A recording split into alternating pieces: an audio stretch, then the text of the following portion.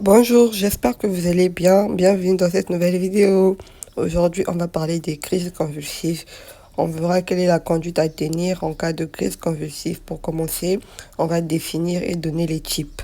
Donc, une crise convulsive est une activité électrique anormale du cerveau entraînant des mouvements involontaires, une perte de conscience ou des troubles sensoriels. Et pour les types, on a deux types.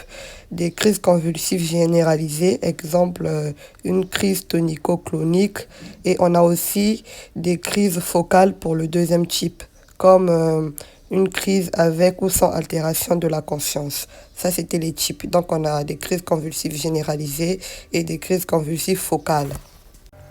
Après la définition et les types, on va parler de la CAT en phase aiguë quand la crise est en cours. Et dans cette partie, on verra ces 5 petits points-là. Sécuriser le patient, évaluer la durée, ne pas retenir les mouvements, l'oxygénothérapie et le traitement de première ligne. Comment sécuriser le patient? Pour sécuriser le patient, il faudra éloigner tous les objets dangereux qui se trouvent autour. Il faudra allonger le patient sur le côté en position latérale de sécurité. Si c'est possible, il faudra dégager les voies respiratoires, éviter d'insérer un objet dans la bouche par exemple. Et donc ça, c'était pour sécuriser le patient. Et dans l'évaluation de la durée, si la crise est supérieure à 5 minutes, c'est une urgence. Il y a un risque d'état de mal épileptique.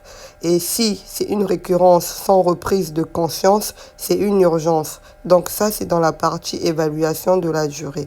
Dans le petit point numéro 3, il ne faut pas retenir les mouvements. Et pour faire ça, il faut simplement laisser la crise évoluer naturellement. Dans le petit point numéro 4, il y a l'oxygénothérapie. C'est nécessaire seulement en cas de désaturation.